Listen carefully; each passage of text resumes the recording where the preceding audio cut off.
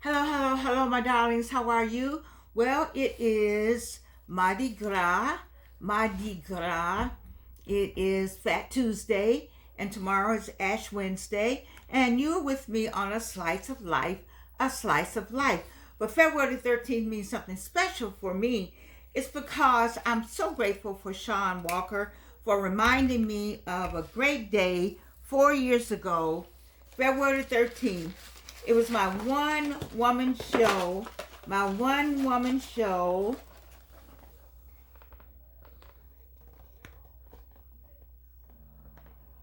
My one woman show. I was 77 years old and I did my first one woman show and I was so happy about it and didn't think that I would do it. I didn't think the day would ever come. I just was like, wow. I had been talking about it all my life. I even had me some little something I made to wear around my neck and to the people who helped me. And so I'm celebrating today, February 13, 2020. Now listen, February 13, 2020, that was also the month before the pandemic became official, which was in March. But we didn't know on February 13th. We were very happy. We're so happy to be there. And so I'm grateful to this day to have had that wonderful, wonderful show. If I had listened to myself, then I never would have had the show. But Sean Walker said we should have it February the 13th. And I said, well, that's people going to be celebrating Valentine's. And she said, well, let them come out and celebrate at your event. And guess what? There were a lot of couples. There were many people from our church, Big Bethel AME. Thank you so much. And then, of course, I want to thank the Absalom Jones Center for Racial Healing. At the time, Dr. Catherine Meeks was the director. She's retired now, but the space was just great. I also have so many people to thank. My sorority, Delta Sigma Theta Sorority Incorporated Atlanta Alumni Chapter. I had many of my sorors came out to support me. I'm so grateful about that. It was a night to remember. It was a night to remember. And my classmates, Spelman College class of 1964, where we'll be celebrating 60 years this year in 2024. But so many people came out. And then there were many people that were there at that event that are not on the earth now. They've gone on to heaven. They have transitioned. So you just never know. When you look at the pictures on YouTube, if you go to YouTube and you can put in one woman show, then you will see how many people were there. It was standing room only. Some people got turned away. I received an award that night, but I didn't know it. The proclamation stayed in the back of the room for some reason. But Michael Bond gave me a proclamation for the one woman show, and I'm so grateful. I'm grateful for Audrey Galix. That was my first time meeting Audrey Galix, and she came to rehearsal just to hear me. And I was able to pull my songs. I didn't have but 6 at the time, and I had been walking around with them. I had more songs, but 6 that I worked on. But it's because all the work came from a play that I wrote in 1990 called Ain't Nobody Dancing. And so I selected some songs, and the music that's on Amazon music now, or Spotify, iTunes, whatever, all the 27 platforms. That music is all from my play, Ain't Nobody Dancing.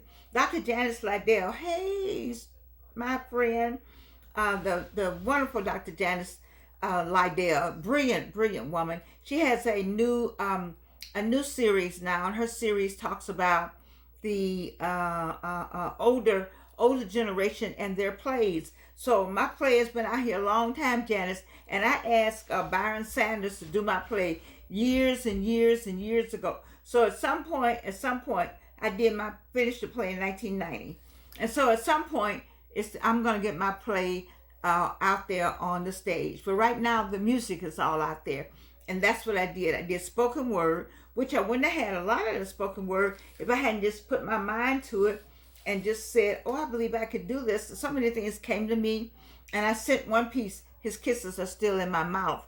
People like that piece. And I sent it to Dr. Wanda Spivey. I said, what do you think?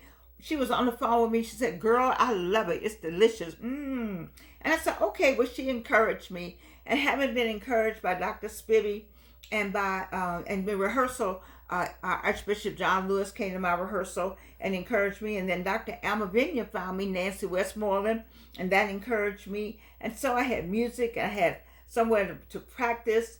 And Dr. Meeks gave a reception for me afterwards, and it was just a good time had by all. And I was celebrating my second cancer, so I had another cancer after that. kind of slowed me down, but it was after the COVID. And so COVID is still going on, and I'm still going on. So, you just don't know what God has for you. I'm saying all that to say you just got to keep going. You have to keep going. Whatever it is, God told me in the fourth grade that I was going to be an entertainer. I heard it in the fourth grade. And I was 77 years old before I was able to pull it off. And I've said more than one time that I felt like the cancer. I carried around in here. My heartbreak, my desire to want to sing, my desire to want to act, my desire to want to perform. And I kept it quiet because it didn't fit in what was apropos at the time. I was married, I had a child, being Atlanta, I was a Spelman woman. It just didn't fit in what was going on. We did segregation times. I had march with Dr. King. It was time to make for social justice. We had things to do in Atlanta. We had time for Georgiana to be somewhere trying to sing. I did sing it with Dee Dee Gartrell one time. She would let me sing at the Birdcage, and then I went to Pascal's Carousel one night, and they let me sing, but didn't have anybody to encourage me. Nobody. I thought it was a good idea but me. And so I just swallowed it all the years until I said something, and it came forward at the age of 77. I'm 81 now. So why am I saying all that? I'm saying to you, look, don't give up. Whatever it is that's in your heart, don't give up. Continue to dream. There's no age limit on dreaming. There's no age limit on love. Some people try to put an age limit on it. Well, you don't need to be loving nobody, liking nobody, seeing nobody, going out with anybody. What is that all about? Oh, I just think we just waste so much time in America. We waste so many times killing people's dreams. We waste so many times killing people's happiness. And, and that's why I'm here. That's why I do a slice of life to say, look at me. Look at me. I'm not all, the be all, to have all, have it goes. But I'm saying I am an example of somebody who's had cancer 3 times. Somebody doesn't have her teeth now. Somebody doesn't have her hair now. But I got my sense now. I got something about me. It's something burning on the inside of me that said, keep going. It's a whole lot of days I don't feel like doing a whole lot of things, But I also know that I got to keep going because he told me, just like he told Sarah, he told me. He told Sarah, he told me. And so I get encouraged all the time. I saw where one was 95. I didn't necessarily want to be 95 before she got her first Grammy, but I just think my music is better than good. And I really think that from what I hear for music, you just need to really sing some real songs. And I'm hoping some real songs, something from the heart, something that says something with a message, something with a story, something that people can understand, something with some feeling to it. And my music is out there. I'm hoping that I can get Avery Sunshine or Jennifer Hudson or India Ari. I don't know, just, well, I had some other names that I wanted, but Cheryl Lee Ralph. I just got some songs that people just can sing, people who just can stand in front of the mic. There's no flash, no water running down, no wind blowing, except for Tina Turner. But, people who can really, really just take the mic and sing the songs and present it in such a way with the music is so good. I like my own music. I also like to think who came to help me with my recording was Jeremy Johnson. We call him Tafasi, and I wouldn't have gotten Tafasi without Dr. Daniel Black. We've been friends for years. So you just have to connect the dots. I had people, I did a song under the dryer one day, Deatra Arnold. When I had hair, well, I might let her look at some of this under these wigs. But Deatra would laugh at me because I'll be humming something. Next thing she know, she's coming somewhere to hear me sing. Or she turned in on the YouTube and there's a song that I wrote under her dryer. You see, so you just got to continue. You can't take your eyes off the prize. You cannot let anybody take your eyes off the prize. You see, you can't, the enemy put all kinds of things. Yesterday was yesterday was rough because there was an intentional hurt to me. Some intentional hurt came to me and my family. And just somebody just sitting down with nothing else to do but to be evil. I don't understand it, but it's one thing about it. We let God fight our battles. So I've been like that all my life. People say, oh, I won. I showed you haven't showed me anything, baby. You showed God your side. That's sad because you got the answer to that when you get to heaven. I don't have to answer anything. So I said, go ahead. You want it, you can have it. You want it, you got it. You don't want me to have it? I don't care. Have at it. Because God has always taken care of me. And just like good things have come to me, I'm going to tell you what I'm reaching over here for. Um, on that year of 2020, what started the year was such a surprise to me. I mean, I was just, Betsy Riley didn't know me from Adam's House Cat. I didn't know her from Adam's House Cat. But she came to my one-woman show. But she came after she had put me on the cover of Atlanta magazine with these wonderful, beautiful people with me. And this was January 2020. I said, oh my God, this is going to be a fabulous year, a fabulous year. Little did I know that 2020 was just going to be just the worst year across America. So many people were going to lose their lives and just become ill. It was just horrible. But I didn't know at the time. And so, you know, if you saw the poster and you saw everything, it came from this wonderful picture from my backyard. What does it mean to be an Atlantan? And what does it mean to be an Atlantan is something that I've talked about in my latest research. Who lived here? Where did they go? You know, God got a plan. Whether I want to be, whether I think it's my plan or not, it's definitely His plan, because this is His plan. I have a whole article about me to be on the front page here, and then to be in 3 or 4 more Atlanta magazines. I know that I didn't have anything to do with that. I don't take, I'm just having something. I didn't have any, Georgia didn't have anything to do with that. You know, I don't take any credit for the things that happened good to me. That's from God Almighty. And then, you know, we do, for this series, it's called A Slice of Life.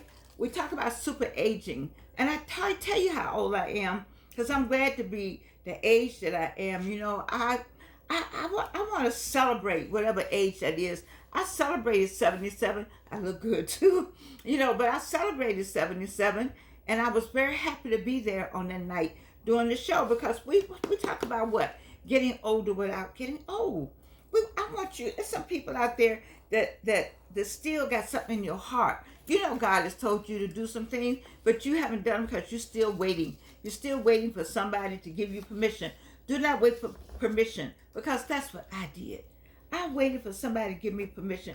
I cried many a night. You keep crying and holding this stuff in, and guess what happened? I don't want to say that. I don't want to say that, because I'm going to say, well, you can't say that about breast cancer, but I got breast cancer because I was so sick. So many things, so many nights I was just concerned about how I was going to get it done, instead of me getting up and remembering that this controlled this, that this controlled all of the rest of it. And in my head, I just said, I'm a singer. I sing. I started singing when Alvin was 8 maybe months old, up in Washington, D.C., with a group of people. I wish I knew where they are, I wish I knew how to reach them now. And I don't even know who's alive and who's not. I'm still here, Georgianne Thomas, you see. I wasn't Georgianne Thomas, I was Evelyn Sanders' mother.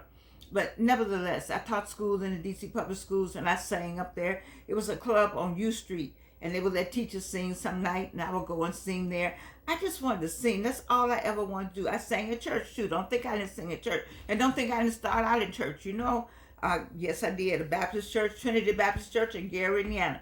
I messed up some songs, but I was always up there singing. You see, so I'm just saying to you, if you got a passion, whatever that passion is, don't tell anybody. Go where you're celebrated. I told people, and they told my dream up. They tore them up and made them nightmares. I allowed that to happen, though. I allowed that. I thought I had taken my phone off.